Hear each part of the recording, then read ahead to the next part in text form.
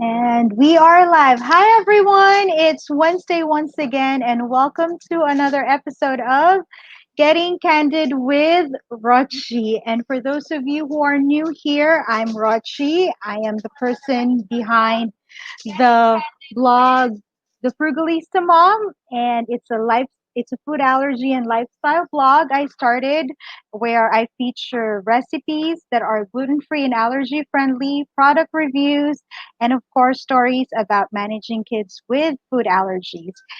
And today we have a very important topic, and I know it's very important for all parents of kids who are still young, who are managing food allergies, who are new to food allergies. And I think this topic is also helpful to all those who are caregivers of with food allergies and also educators who are dealing with children in the school setting, because our topic is how do you teach young children about food allergies. And when I think about this, 8 years ago, when my kids were readily diagnosed with food allergies, I would say there's not much information. I just told my kids as is that you have food allergies, you can't eat it, and it's not probably the best way to explain it, because I've used words that I later realized that it was not allowed in school. We'll talk about that more later on. But anyway, my guest today, I've known her, I think, maybe 4 years ago online, but we became good friends. And she is a children's book author and also a food allergy mom. And I think she could readily explain these things to most kids who have food allergies. And I would say she would be the most fit to give us these tips. So please, everyone, welcome Miss Stephanie Sorkin. Hi. Hi, Stephanie. Hi. Welcome. Thank you. I'm so happy to be here. How's New York? Good, good. Today's raining, but things are decent. We're taking it day by day. The cases in New York are, I would say, low, but we're still obviously being very careful, always wearing masks, keeping a social distance. Oh, speaking of masks, do you have indoor dining now? There is indoor dining. I'm not participating in that. I have gone to a few outdoor restaurants where the tables are far away. But indoor dining, I just still don't feel comfortable because if they say if the people next to you have it or the person next to you has it, chances are you're getting it. So I just don't feel so comfortable doing that. How about New Jersey? They said we're going to start indoor dining on Friday because it's already approved, but I'm not comfortable with it as well. you Right, know, and also for us with food allergies, it's really like it's been our life before that we're always scared on restaurants. right, So right. And takeout will be it. right. And I just feel like something before we even get started, it's like as a food allergy mom, Corona, COVID-19, it's been like a blessing in disguise, assuming that, we don't get it or one of our loved ones or a friend's family. It's like everyone's wiping down surfaces. People aren't sharing things. People are washing their hands, all these protocols that would have been nice if they were going on originally in school and in public places. It's kind of questionable why people weren't washing their hands. But all these things that are going on now, even masks. If you have a Yeah. friend who had something that you're allergic to, there are children that will have a food allergic reaction just by breathing in the air of another child. So all of these things make school even a safer place, when it comes to just the protocols that are taken. If we're removing, the COVID situation, I'm not downplaying that at all, but if we just are looking at the hand washing and all the different safety protocols, it's a great time for the food allergy world. Yeah, actually, it's funny because when my kids first learned about the COVID, they're like, "Welcome to our world." Right, right, This is what we do. We can't just sit on a table without cleaning it. We right. can't we cannot not wash our hands, and like we can't touch anybody right away because of the whatever they had, or if they're with their friends, so they're like, "That's just our world." Right. And, people think that I've heard we could get more, into it more thoroughly, but there are people that think we're maybe helicopter parents or neurotic or crazy. But the truth is, my daughter had a reaction just by holding somebody's hand at school. When they were very little, the child had eaten tree nuts.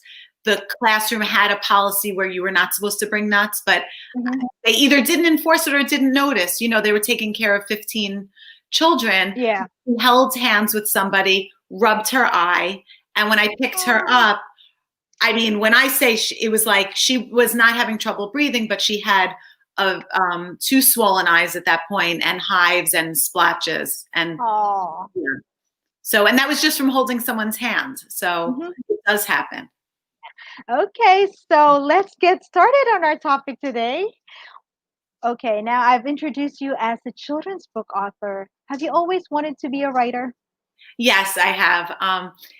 It's even as a little kid now, looking back, my mom had given me some things that I wrote even when I was 5 and 6 years old, different poems and things like that. And there's a book that I bring. I have it sitting right here next to me. There's a book when I do school visits, and when I visit the classroom, I'll sometimes show the kids this book. I don't know if you could see it, but it was called Jumpy in It's Okay to Be Different.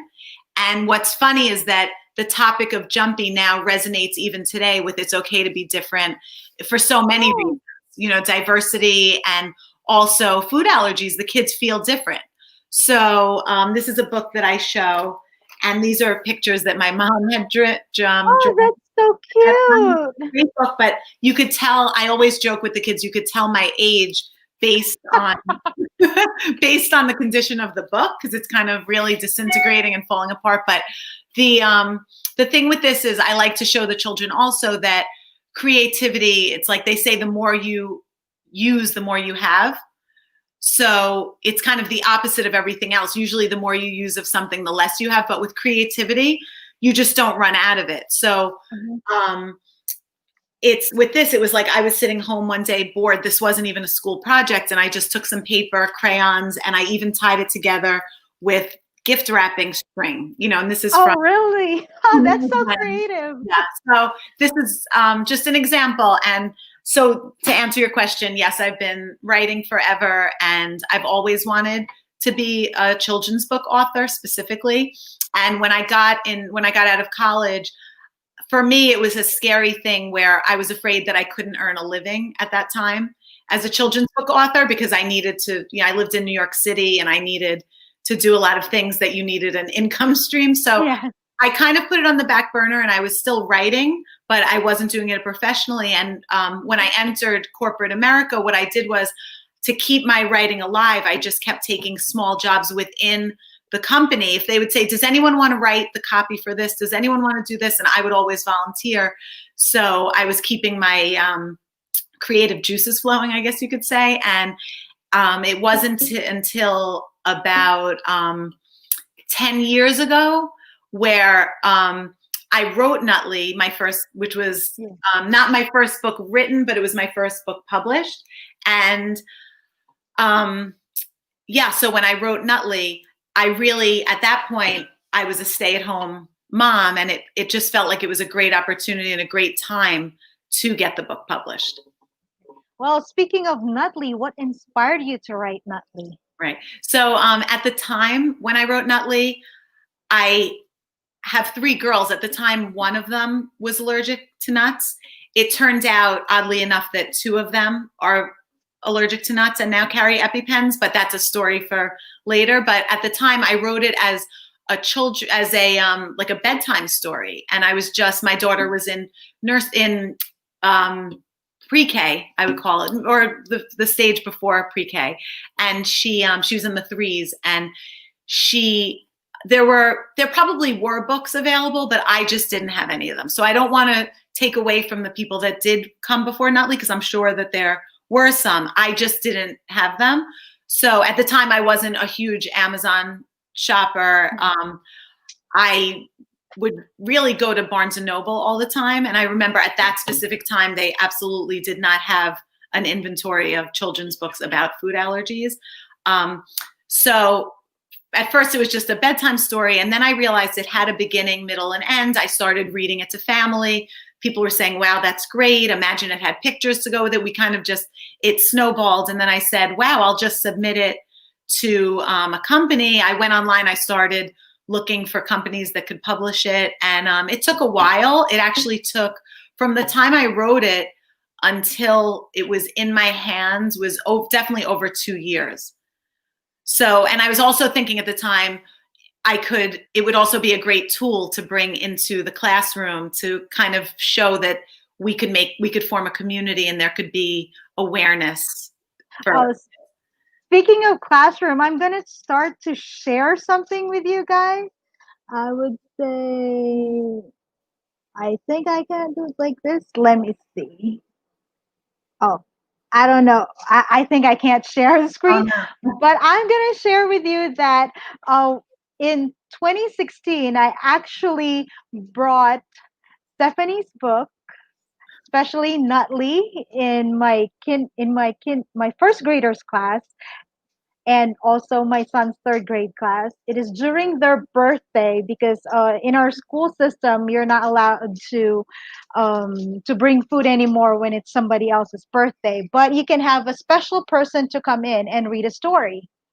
So I actually went to their classroom and read a story of Nutley, both in third grade and in first grade, and everybody were laughing. They were having fun because Nutley's story is just amazing.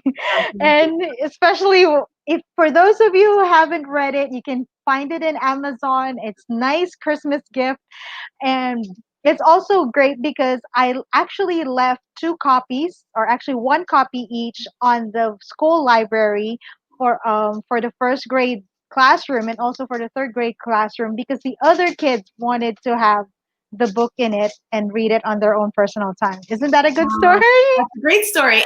That's what I love about Nutley. I think the book itself was so, I guess you would call it organic, in the sense that I didn't sit there and say, I want to satisfy this person. I want to satisfy this person. It was just straight from the heart. And sometimes things that are straight from the heart come out the best. So like, one regret I would have if someone said to me, what do you regret about Nutley? I don't cover every allergy because I specifically it was our story. It was just about things that my kids were going through. And actually I threw in a fish allergy because one of our neighbors, who at that time was here all the time, had a fish allergy. So that's in the book. So I don't go through dairy and other allergens that are so, so important, but they're not in Nutley. But it doesn't mean that that your child can't relate to Nutley, because it's really just about being, that person who has to come forward and say, wait, I'm allergic to this, I'm allergic to that. And Nutley, I did make it fairly funny. And then at the end of the book, that there's a recipe. So I make the banana bread all the time, and it has no eggs and no nuts. And I give instructions on how to make it dairy-free, gluten-free, and allergy-friendly for everybody. Yeah, actually, in my experience, when I read that book, it's not only my child who has allergies. And actually, when we were reading it, one of the child just raised her hand and said, I'm allergic to dairy and I can't have it. But you know what? That's what I'm like Nutley, because this is what happened to me if I eat dairy. Right. So all of a sudden, the other kids in the class are like, oh, you did have, like it became a conversation starter. At the same time, they became more aware of their classmates. Right. And then one said, oh, my bro, because they were like first graders at that time and they could talk. They're like, oh, my mom is allergic to shellfish. We can't go in this restaurant, blah, blah, blah. And even the teacher at that time, she was like smiling because they took all the time period for like a reading class, because everybody was so excited and they're very much involved on the topic. Right. Which is really nice. Now, speaking of food allergies, at what age did you found out about your child or your children's food allergy? Right. Okay. So my youngest daughter, we found out about her allergy on her first birthday. So talk about a horrible birthday present. It was, this was in 2008. So at that time, they were telling people to wait until you're 1 to eat eggs, Yes. to wait Mhm. until you're 1 to do this, to wait until you're 3 even to have nuts. That was the protocol at that time. So we waited until she was 1 and she had her birthday cake, and we had an Elmo character there, and we had friends and family there, and she ate the cake, and it was like hives were even on her eyelids. They were Oh on her no. hands. They were all over. And oddly enough, looking back, she didn't throw up, which became a symptom for her later, when she would have accidental exposure. But it was definitely, I would say, anaphylaxis. But back then, I didn't know what it was. And No. I'm ashamed, but I really have. I had nothing as a reference point. I had 2 other children with no allergies, and she had the flu shot a few days before at her 1-year Oh, checkup. egg. So I called the doctor and I said, she has a terrible rash. And the doctor said, it could be the flu shot, but why don't you bring her in and we'll test her for food allergies. And then when they tested her for egg, they said she was positive, very high reaction for egg, but they said egg rarely travels alone. And this is something that I'll just never forget the exact words of the doctor. Egg rarely travels alone. So he started testing her. This is even before we went to an allergist, but he tested her for some other allergies. And one by one, we were adding, and maybe over the next 5 years, we just kept adding and adding and adding. And you might be familiar with this. There comes a time where you're first diagnosed and then your child's eating and it's like you're afraid to introduce new foods because they're allergic to, they're that child that people say, oh, they're allergic to everything. And really, they're not. Once you get it under control and you realize and you determine what they are allergic to, you see that they can have a beautiful, broad diet. But it's just at that time, I didn't even want her to try ice cream, so I was freezing Go-Gurts because I knew that she's safe with Go-Gurt. So I would take a Go-Gurt and mash it up, freeze it, then mash it up and give it to her with a spoon. I know, right? Those were the days, because Yeah. I know, because if I look online now, we have like the new moms who have, like newly diagnosed with a 1-year-old and a 2-year-old. I always look at them and say, yeah, we've been there. Right. We know how it is, and it's I would say it's way better now because they have the FDA put the ingredient list on the labels. I remember during our time, we didn't have those labels. So we really have to read because the top 8 allergens are not readily available in there, or we have to call companies and I would say stores, or even we don't have those brands before, I would say, which is really tough. And now I said they're luckier and we have social media where you could readily ask people about food allergies. And I think most people do not talk about food allergies during our time. Right. Like, it was something, it wasn't something that was the topic of conversation. Right now, I could stand at my daughter's dance class. If I'm standing outside the dance class and in a group of moms, I would say, it seems like, I know that food allergies, it's probably about in the 10% range. People say it's about there. 1 out of 10 kids, 1 out of 12 kids. But there were times I would stand in a group of women, a group of moms, and every other person was saying, well, my child has this allergy, my child has celiac, my child has a milk, let's say just an intolerance, not a milk allergy, but there was everybody's child had something. And I don't think it's a coincidence. I don't think it was just these hypersensitive moms. I think it was always legitimate allergies. I want to mention quickly that we use the Spoken app. And use it, but it's a great app. You should download it. And when you go on there, there are other moms you could talk to and ask questions. Have you tried this product? They have verified brands. So those brands, they already did the legwork and did the investigation. Like, is the facility dedicated? Do they share and things like that? So we use that app and it's very helpful to us. But when our kids were little, and our kids are close in age, it was really not as common as it is now. So, and I think at that time, most people, they think about allergies because it's like a hidden disease. I would consider it like a hidden handicap. They don't want other people to know. Right. Like they want their child to be normal, but instead of just finding normal things or common things to make, to make kids jive. They just want to hide that disease so that they'll be accepted. Right. Right. Because Yeah. I remember going to a birthday party. I've known this child. That was way before I found out I had kids. Oh, no, actually, I have one child at that time, and she doesn't have allergies. I think she's just a year old or something. So I made peanut butter brownies, and we had a party. And her child, I've known them since, the child was little. I was there during the christening and everything, and her child at that time was 6 years old already. So, they call me like tita, which is like auntie, and then can I have some? So I gave one to my child, I gave it to the other children in the party, and I didn't ask because at that time we never really asked about allergies. And she's Right. like, can I have a brownie? So I gave her one. Then lo and behold, after like 10 minutes, her lips started swelling up. And I was like, what's going on? And then the mom came to me and she's like, what's in the brownies? Because it has no nuts. It's because it's the peanut butter that was included in it. And I said, Right. it has peanut butter. And she's like, oh, she's allergic to it. And I'm like, I'm sorry, why didn't you tell me that I could have removed the peanuts in there? And she's like, I don't want her to know. And she's 6 years old at that Oh time. my gosh. And I felt bad because the other kids were enjoying. Now she can't have it. Right. And Right. she didn't know that she's allergic Well, because the that's mom really was scary that a mom wouldn't tell their child. Like nowadays, the kids know from day one, and they're advocates for themselves. There have been Mhm, times where I would watch my daughter at 3 years old, and just she would trust adults, but she was weary, but she would kind of look over her shoulder at me, like, "Can I have it?" That kind of mhm, thing. But she knew that she just doesn't take food from people.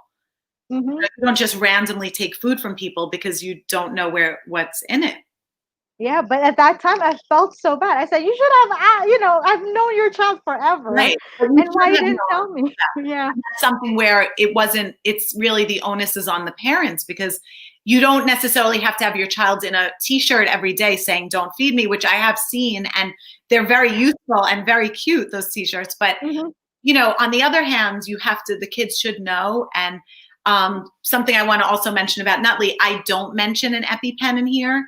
But mhm. again, my daughter was 3 when I wrote it. If I had told her that she had to have a shot by eating the wrong food, she would likely have never eaten again. She would Uh-huh. never have eaten again. So for me, when in Nutley, when there's a part when the Nutley is in a doctor's office, so I feel like that's a very good opportunity at that time for parents who are reading it. It's up to them, and it's everyone knows their child. Your child might be great at 3, explaining the Yeah. EpiPen. They might be good at 5. They might be good at 7, but um, for me, it wasn't even an option to include that at that time. So this is more of a fun book, a sing-songy book, just like you're saying, not to be embarrassed, because Nutley forms a community. And Yeah. that's the best thing. It's like when I first entered this food allergy world, I did feel alone. And now I feel like Mhm. I'm so much part of a community that, like, I never met you in person, but yet we're sisters for life, because Yes. Mhm, right? We both have food allergic children, and that's just how it is. So, mhm. yeah. Yes. So speaking of that, how did you tell your kids? Okay, I'm going to tell my example first. When they were younger, because before they were allergic, I think we just found out when they were 1, 3, 5, and 7. And then, but it was not properly explained to me by a doctor, and we haven't gone to an allergist. So I just removed that, like the milk at that Mhm. time, because I know it was the milk. And but the other things I didn't know. So I said, okay, you'll just drink this your milk, like that one. Right. And then when they were properly diagnosed at that was 2 years after, because we keep coming back. We even went to gastro for that one because we thought it was not allergies, Mhm. it's gastro. And then when I explained to them, so the older is 9 years old already, and I have a 3-year-old, it's the youngest. So when we were explaining at that time, they were, we've been in a funeral, we've been to all these things. I actually explained them that you might die when you eat this, Right. which got me in trouble when my I would say child number 3 was in school. He was in first grade and second grade, because he's advocating for himself. A few Right. times they would tell me, oh, when there's food in there, and because my only rule is that he eats from his lunchbox. Now, there are some who brings snacks, or there's some events sometimes that goes to school.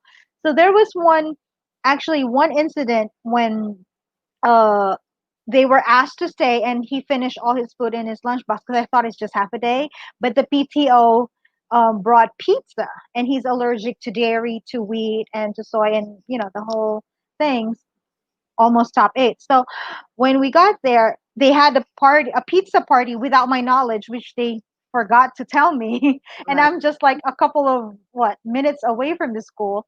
Um, So one of the ladies gave him pizza, and and then he said, I can't have it. So the lady felt bad. They give him a peanut butter sandwich. oh And my, he's like, and he got frustrated and upset because everybody had their food. So he just told me, are you going to kill me? I don't want right. to die. And now I was called because he said the die word and the kill word, Oh my God. which is, I would say, they said not appropriate in school. But for him, he knew right away that this will cost him those things, Right. because he's Right. anaphylactic. And but then I got in trouble. So I would say, how I think now we have to explain more Right. Now about I, food allergies to young kids. So how did you explain it to your kids when they were right. Well, younger? Or the I truth of would the say matter, you do a lot of book reading, right? So how do you explain it to them? right. Well, depending on the age, I take a different approach, depending on their maturity and what I think they can understand. But the truth of the matter is, you weren't wrong in doing that, in the sense that there are children that have died. So Mhm. we take it very seriously. You take it very seriously. Our families take it seriously. But the teacher, when you leave your child in the presence of another adult, you expect them to take the precautions that are necessary. So they need to know that this isn't just a rash. And I've even had to say that to family members over the years. If I thought that my daughter was just going to get itchy from accidentally ingesting something, I would let her get itchy. Meaning, big deal, you got itchy. I didn't even get into it with you, but I'm a very highly allergic person. And as a child, it was more hives and, things like that. But if that's what I thought that this was going to be, or you knew that hives couldn't develop into anaphylaxis in 15 minutes or whatever it was, and this was just literally an itchy throat, like an oral allergy syndrome type of, Mhm. then it's a different situation. But kids could die. So that's where people need to know the severity of it. But I understand. I know if you mention a word, death, or, there are certain catchphrases at school that Mhm. you cannot say. Um, but so the way I talk to the kids is, I will tell them they'll get very sick, their belly will hurt, things like that. But I used to call with my daughter. She had to go in an ambulance when she was 3, and she called it an ambulance bus. Oh, So, bus. so it was like, here she is in an emergency, and I'm thinking she's cute. She's saying, "Did I have to go in the ambulance bus again? Do I have to go in the ambulance bus again?" And the thing was, she was in a life and death situation.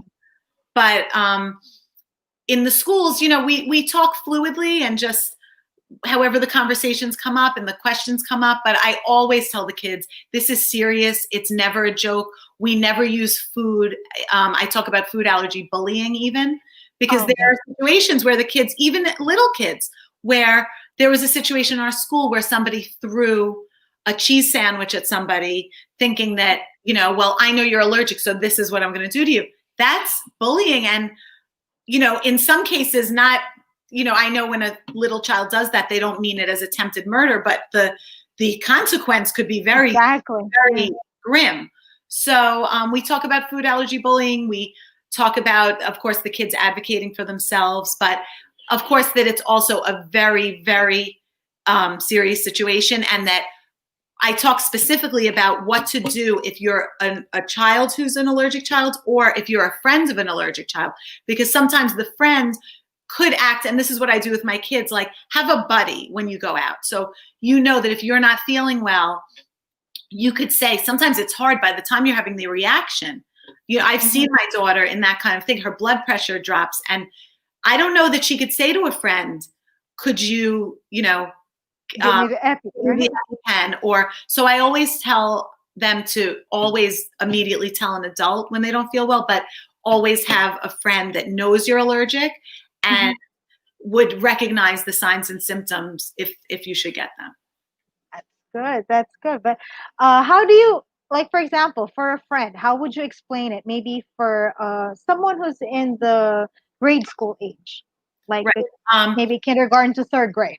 So to tell how would I tell them about Yeah. symptoms? Or How I do you tell about a child's allergies, or like she's a new friend, you're gonna have a play date, or what's that? How would Right. you So when we explain would from? have a play date with a new child, or if I'm in a school, just trying to tell the kids what to do, Yeah. first of all, I would tell them the sharing food is done. That's out of the question. We're not sharing food.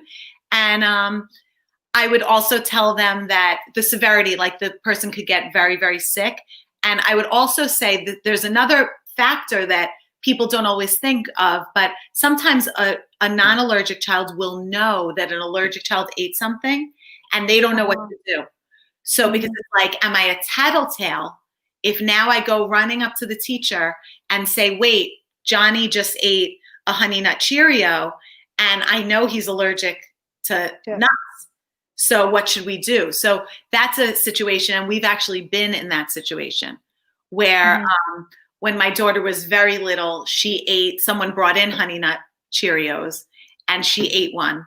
And she did not get a reaction, but she started to have an anxiety Mhm. reaction, which is something that doubles as a reaction. Yeah. Symptoms are the same. So when you have an anaphylaxis, often you have a feeling of doom that something terrible is going to happen. And she started, of course, panicking. And then the nurse didn't know what to do because when she went to Good. the nurse didn't know what to do because she said she doesn't have any of the secondary symptoms. She's just having this panic Yeah. situation. She only had one Cheerio, but the friend was really also a voice telling the teacher saying, so and so, my daughter just had something that she's allergic to. That's how they kind of knew that she could go to the nurse, because sometimes a child that ate just one might say, I'm okay. They don't want to be the Yeah. attention. They don't want to make a spectacle. So they'll say, I'm okay. I don't really need to go to the nurse. We had another situation. Again, it was a complete accident, but they were sitting somewhere and a child who was eating a cookie with a few of my daughter's allergens. I don't know that he was at her table, but he somehow spit the cookie. If you could imagine that, it landed in her eye. The Go reaction on. she had, I know. I firmly believe her reaction was not because of the allergens. I think It's that the scratch of a little piece of a broken cookie going in her eye is what was causing the redness. I know. This is just my opinion, but that's what, but then Mhm. they took the protocols, and this was so long ago at that time, an EpiPen wasn't even really an option. It was kind of like, first take Benadryl, which we know better now. Yes. If you know that you had I know the and that's drill. something I would love to talk about, because I was guilty also. There were times where my daughter had a questionable reaction, and when my other daughter, who we didn't know about her allergies until she was 10. So when she had that first reaction, it was kind of like, you're not allergic to anything. What's going on, kind of thing. So giving an EpiPen really would have seemed like I was overreacting. So I gave her Benadryl, called the doctor and said, this is really weird. She has hives around her mouth, but she's eating something she's eaten before. It's very strange. Yeah. So at that time, I would say it was in I could be wrong in my estimation, but the last 3 or 4 years, where we're saying epi fast, epi first. Give the EpiPen. It's not going to hurt you. And you're always better off erring on the side of caution, in that sense, where it doesn't seem cautious to give an EpiPen to just like let's say a Boy Scout troop leader who would say, that seems extreme. That seems crazy to give an EpiPen if there's if I'm not positive that they need it. But now we're saying give it. Yeah, it's right. Because I remember before the protocol is give the Benadryl Mhm. and then the EpiPen. But the thing is, sometimes when they started become sleepy with the Benadryl, Right.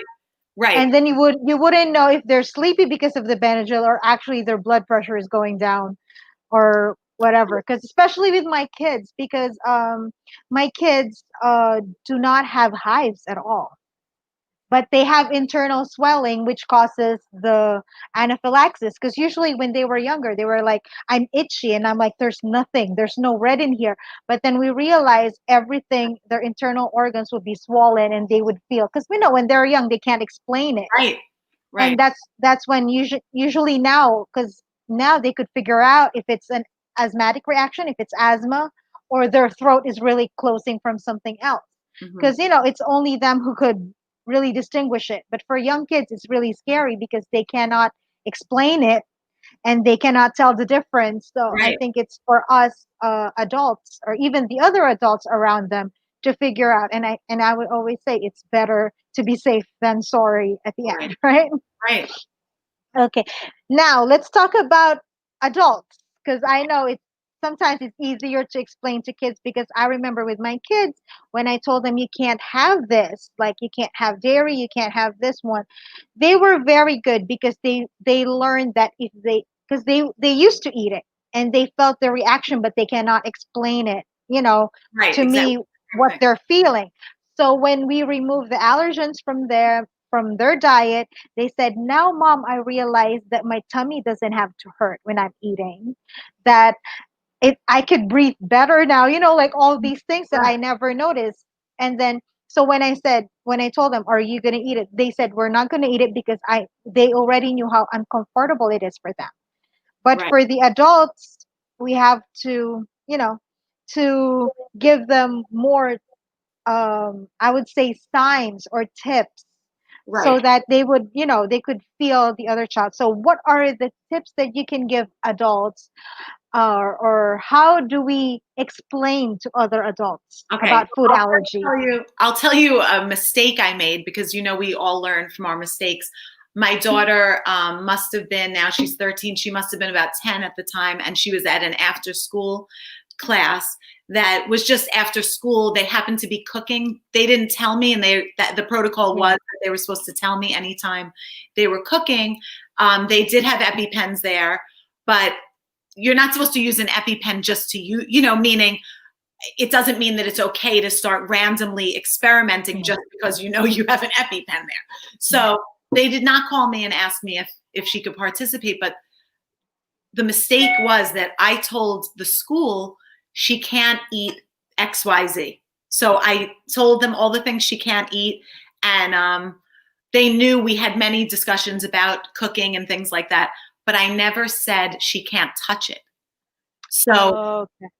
so that's a mistake, because I've said it at other places that she can't touch it, because I knew she couldn't touch it. At this particular place, for whatever reason, I never got into it, because I forgot, or whatever it was.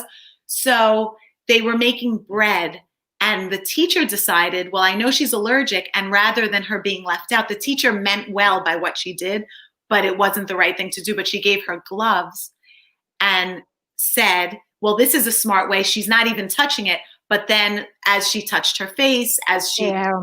and she came out of that class, I mean, the fact that nobody even noticed was shocking, because it was a very obvious reaction.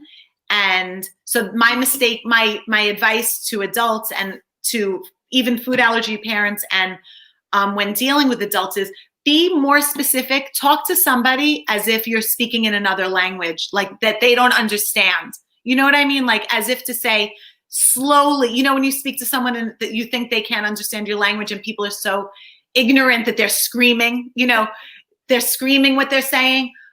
It's almost like you have to lay things out in the most blatant terms, in the most, as if you're speaking to someone that's not as smart as maybe they actually are, because most people do get it. They do Mhm. understand, but some people, they're not going to understand that it was a great idea to say, I'll put her in gloves. If you think about it, they didn't want her to be left out. They didn't want her to be on the side.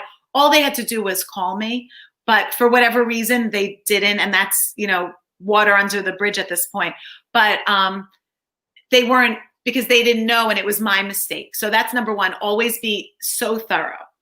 And don't leave out information, and tell them the severity. Like, don't laugh it off. Years and years ago, my daughter went with my friend and my other daughter to the supermarket, And we still talk about it to this day. I'm still friends with the person, but I had said to her, she could have Breyer's natural vanilla, but she can't have French vanilla because because of the eggs. egg, right? Yeah.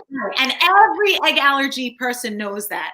And it's Mhm. so easy when you're the allergy mom. You see the French vanilla, you will not touch it. You see the natural vanilla, you'll say. But to a friend of mine, how could she, she was half listening and everything. And my two daughters knew that I always buy natural vanilla, but it's in a black container. It looked exactly the same. Yeah. So we did have a reaction. There was an accident, and my friend to this day still brings it up. And not to say we joke about it, but we make light of it because she made a mistake. As people, Yeah. that's the problem, and that's the problem with eating in restaurants. That's the problem when you talk to a waiter.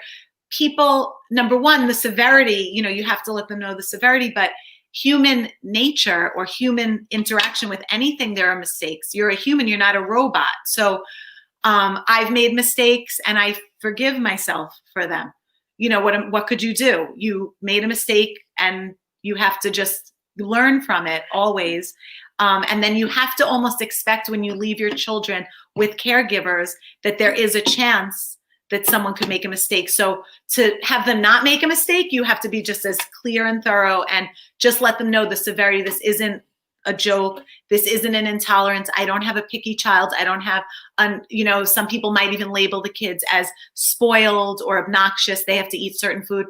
Absolutely not. As a matter of fact, you might agree with me. I feel like food allergic children are sometimes some of the most adjustable children. Yes. No means no. And it means no, not the second time, not the third time. The first time you say no, it's no.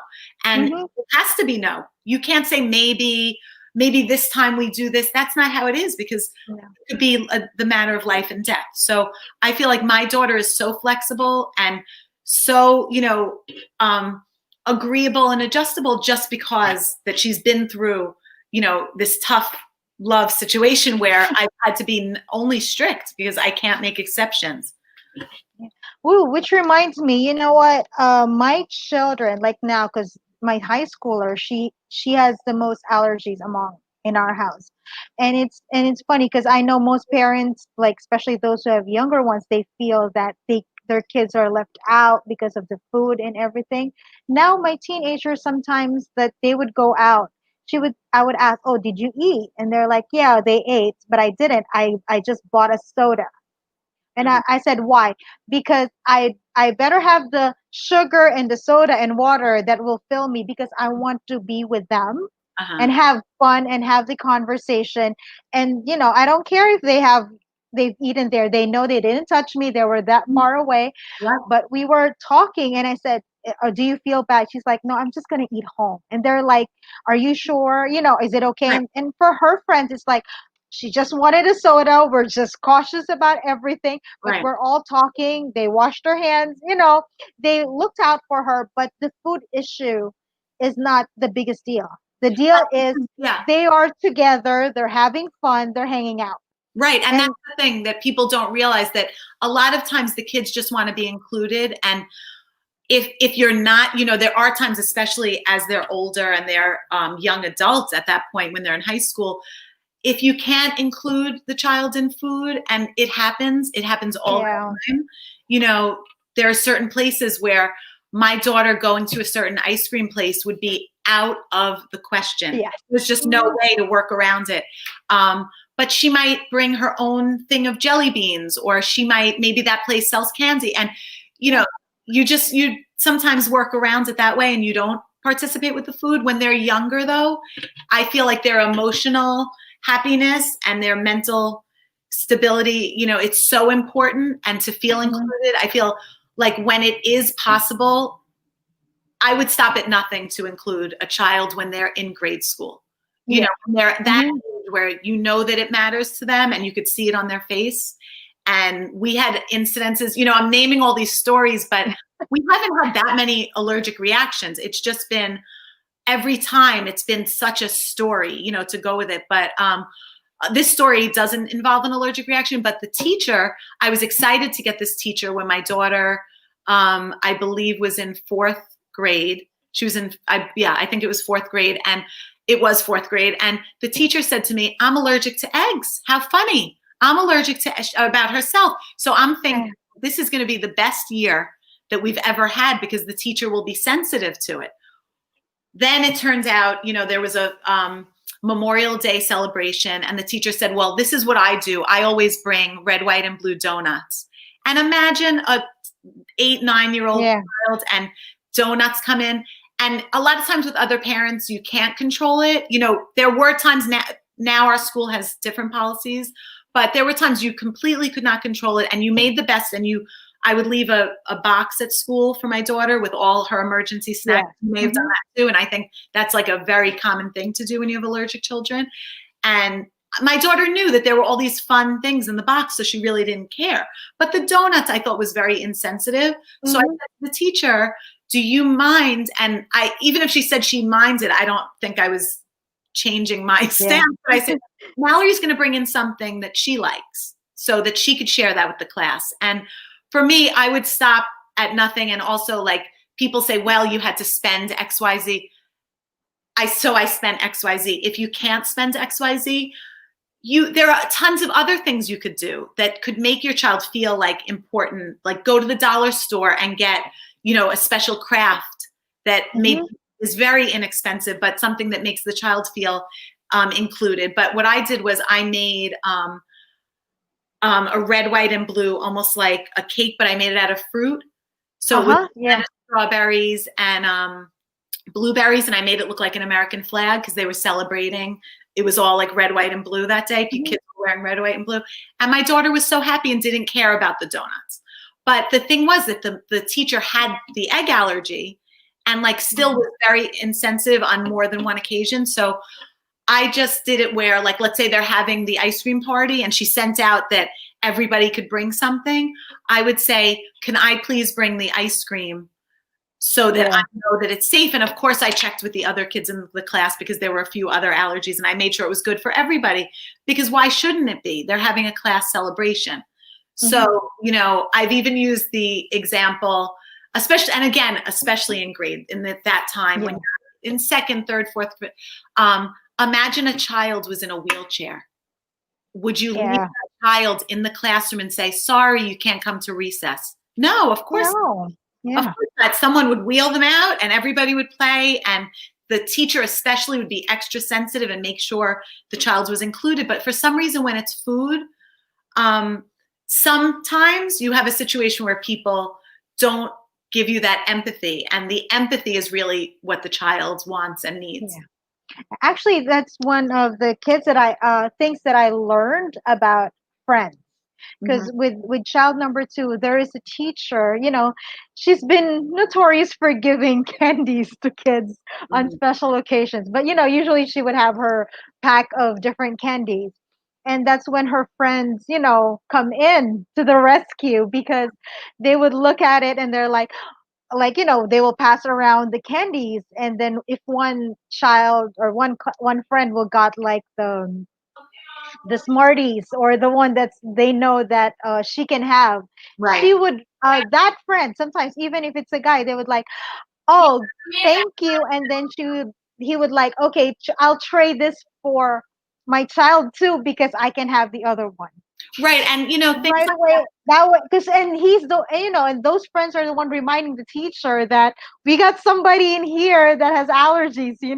Right. Well, that's wonderful when you have a friend that advocates for you. But the other thing that I say, especially, again, I'll bring up, like, when they're young, it's just as easy to find, let's say, a top 8 free, a Dum Dum. There's a Dum Dum lollipop. There are certain things that, surprisingly, even to me, I'll find candy to this day and I'll say, this whole time, this has been free of the top 8 allergens, and it didn't even occur to me. You find these products, and even some candy like from 1980 that when we didn't even have that, when I was younger and I did have some allergies, no one had allergies. It was unheard of.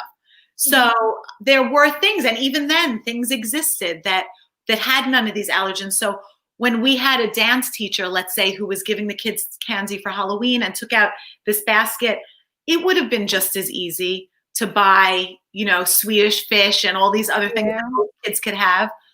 that most I just had an interruption, but now they're so it would have been just as easy, but instead the teacher was giving out, Reese's Pieces and things like that, and there were parents, even not parents of allergic children, and the parents were cringing, because they're like, who in this day and age, just randomly gives children nut products, not with no information, if your child has allergies. And this particular dance teacher was kind of making snide remarks like, what do you think I'm going to do? Kill your kid?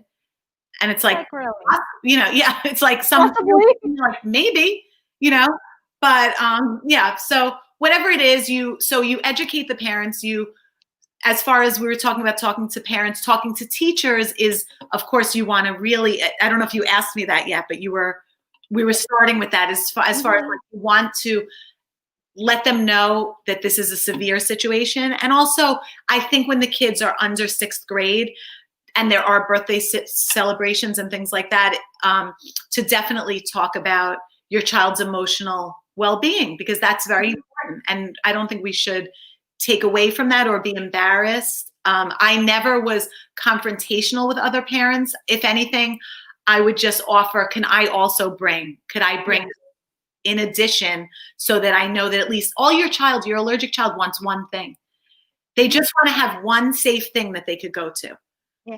Actually, I missed it this year. I was like so sad because my child will be in 6th grade. My youngest. That means I can't be a class mom anymore. Oh, right. Yeah, because I always volunteer to be a class mom. It's not because I want that one. I just want the control for the food. Right. And actually, some people don't know. It's like, because, you could always ask, because as a class mom, it's not you provide everything. Just give a list. Mm-hmm. And then usually the list, for us, the school already gives us a safe list. Mm-hmm. So all I have to do is like from the safe list, it might have some wheat because I have kids who are allergic to wheat. So I'll remove that and maybe remove the sun chips. We could put a popcorn in here instead, and like that one. So those who have, and for those people who say they don't have a time, you could easily become a class mom because the parties are only 3 times a year. Mm-hmm. And you can do everything via email, because with my part, I'll just email the other parents and this is the list, and you write your name, which one are you going to bring. Right. And it is, as an allergy mom, I don't know if this is a question that might come up after I say this, but it's a medical condition.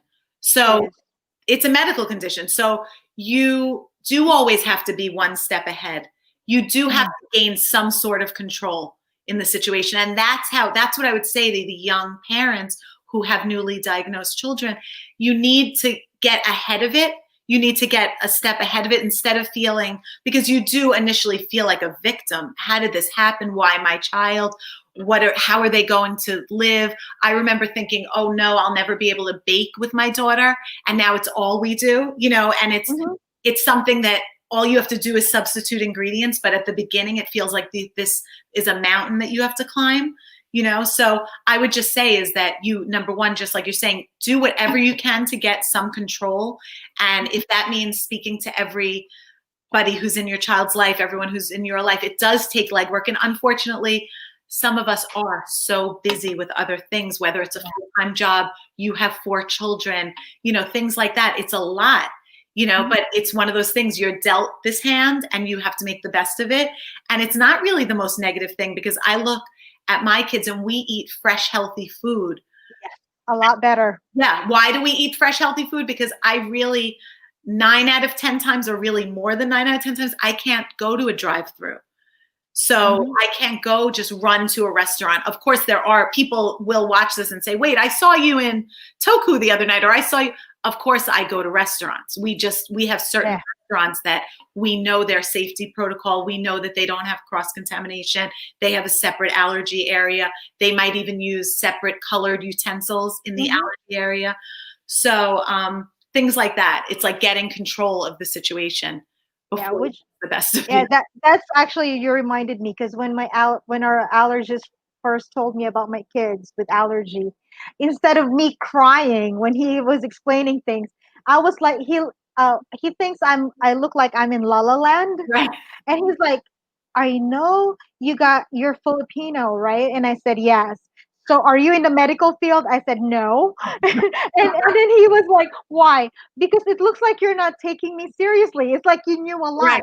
And I told him, no, I'm actually thinking what food to cook tonight. Because you told me you can remove this. I said, my kids can have pork. So now what will I add to the pork to make Right. it tasty? And he was like, you're not paying attention. I am paying attention. I'm just removing everything you said. So I think, well, my gist on that one is like to remind parents to be proactive Right. instead of being reactive. Instead of saying my usually for me, instead of saying my kids can't have this, or like we have the no list, but then I will have a list of what they can have. Right. And I think it's Exactly. more empowering to have that what they can have list instead of what they cannot have list. Right. Because if I look all like for example, like my kid, one of my children, she has 9 allergies. So when I look at it, including, the dairy, which is almost on everything, and Right. then the egg, and then the wheat, I would easily get frustrated. But you know what? We remove that. We do the list that she can have. Right. And Like this. probably hundreds of foods. By the time it's what you can have, there are hundreds of foods. Yeah, so that's what I would like to remind, especially the younger, the newly diagnosed one, the younger parents, look on what you have and make the list of that. Because you could have like over 100, just what you Yeah. said, that they can have instead of what they cannot have. Right. And I think that's more empowering on the part of the parent and as well as on the kid. Right, absolutely. And our anxiety transfers always to the children. So when when the parent, and I see it all the time with, parents, and this is not to be judgmental, because I was so anxious when my daughter first was diagnosed that I was pulling clumps of hair out, I was shaking, I was getting muscle spasms. I mean, I was making myself sick over it, because once you witness one reaction, Oh, too you much. have post-traumatic stress disorder. So there's no way to unsee what you saw. So it's Hmm. depending on what, your Yeah. experience and how bad of a reaction you've seen. But when I saw the bad reaction, I never got over it. So my anxiety was terrible, but I worked so hard with bottling it up, which was not healthy, but I bottled it up so my daughter didn't have to see me always in this anxious state. So I handled it alone, I would say, or alone, with family, but not my Yeah. allergic child, because I didn't want her to walk around anxious all the time. And Hmm. she didn't. She knew that I was always prepared. She knew that if she went to a birthday party, she never missed a party because of the food. Yeah. She would go, she would participate, and I would bring, and I'm sure you do this, and probably most of the moms watching, you bring your own treat. And like, Yeah. they're so excited because they like what you bring. And often the other children want even what you brought. Yeah, because it's a different one, right? Yeah, they would say, "Oh, that looks so good. Where do you get that?" Or, can I try it? And there were times, there was a story where my daughter, we were running out of the house, and we didn't have time to make a cupcake, and I usually have them frozen even, and we just didn't have one. So I grabbed mini marshmallows and I just poured them in a Tupperware. And my daughter was like, "Great, this is fine." And she was very little at the time, and all the kids were, at the time of cake, were crowding around, and she was doling out mini marshmallows. And it was like, she might have taken 3 or 4 for herself. And she was like, "Okay, you could have. And she was giving them to all the kids. And it was cute, though. It was a cute moment, because it was like the other children wanted what she had, and it made her really feel good, because she was so used to not being able to have what everyone else has.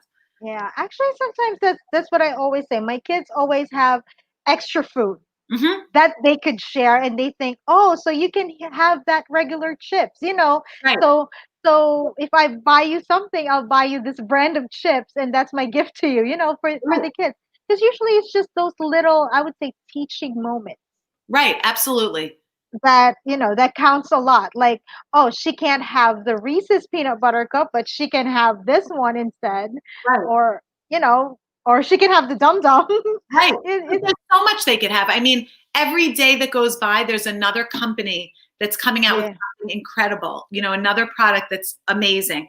But even when I look back to her newly diagnosed time, which was 2008, there were still things, there was still, Yeah. and I didn't even think of it, but there were times where, like, later on, I read on Pinterest that you could take a box of cake mix. So let's say for us, my daughter's allergies at that time were peanuts, tree nuts, eggs, canola oil, mustard, flaxseed, and sesame. And shellfish is questionable because she did a challenge and she failed the challenge, but the doctor thinks it might not have been because if she was allergic, she was more like disgusted because she had never had it before.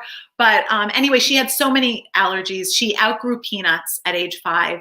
1 out of 5 do outgrow it. And eggs, we did oral immunotherapy to eggs. So I'll talk about that if you want to hear about that process. But my point is that I found out later you could take a box of Duncan Hines cake mix. It's $2 in the store. Pour a can of soda into it. I haven't tried that. Yeah. I haven't tried that. It's incredible. Now, of course, it contains wheat, but they do have gluten-free mix now. Duncan Hines, I think it is, has gluten-free mix.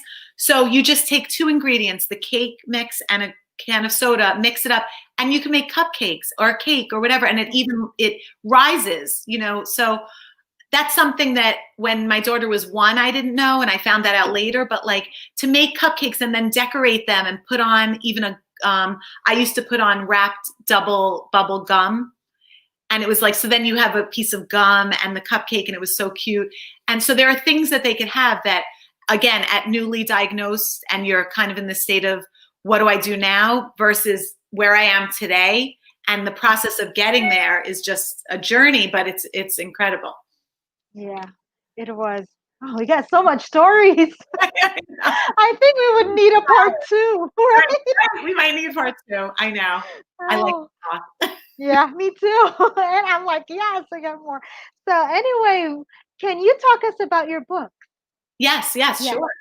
So I have Nutley, the Nut-Free Squirrel. This book, I donate 100% of the proceeds to FAIR.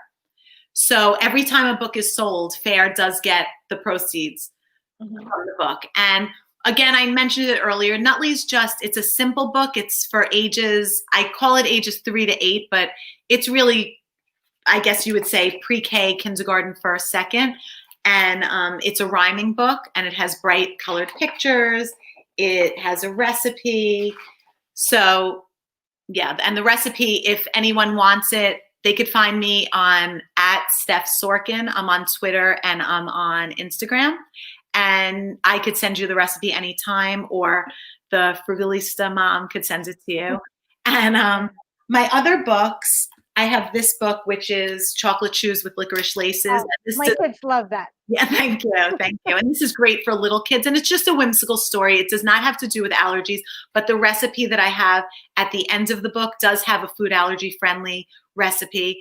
And this book, I donate a portion to Souls for Souls, which is an organization that donates new and gently used shoes to those who need them, which is amazing. They donate in the United States and abroad. So that's a really great organization. And this one is Frenemy Jane, the Sometimes Friend. And this was based on a true story. This was one of my kids once had a friend who was adorable. And, when I was growing up, the quote unquote person who was doing the bullying, I would say, was always scary looking. But nowadays, there's no definition of what a bully will look like. So this was the child that was doing the bullying. And again, I just called someone a bully. I hesitate. I'm retraining my brain because bully should be more of a verb than a noun. And I talk about that with kids when we go to schools, because really you don't want to label the child, because as they grow up and maybe develop and mature, sometimes kids aren't necessarily that child doing the bullying anymore. Yeah. So you don't want to kind of pigeonhole them. So that's what I do with this. So Frenemy Jane, I donate a portion of the proceeds to an organization called PACER.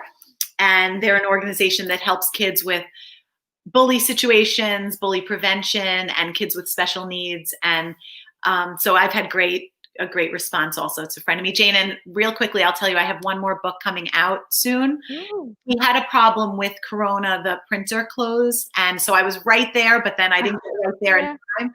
So we had to send the book. Usually I print the books in the United States, but we had to send the book to South Korea South Korea. South Korea, and it's funny because they're doing fabulously. Their printers open and they have really good contact tracing with COVID. Yes, they So are. their businesses, a lot of the businesses were able to stay open. So the book has been printed and it's going to very shortly be shipped back to the United States. So I'll have some good news with that soon, and maybe we could do a part 2. But Yes. that's called "Am I a Unicorn?" and it's about a unicorn who loses his horn. Oh, I love that. Kind of like it's a book that really fits in today, kind of like, if I don't have all the working parts, am I still who I feel like I am? Because the unicorn knows it's a unicorn, but some of the characters in the book are looking at it saying, well, you're not, because, and it doesn't have to do with, let's say, sexuality. That's not what the book's about. The book is about more so feeling like who you are on the inside. And sometimes you could have such strong beliefs, but maybe your outside doesn't meet those beliefs just based on what society norms are going to tell you that outside should look. You might feel like the best athlete in the world, but your arms are like a piece of spaghetti, things like that.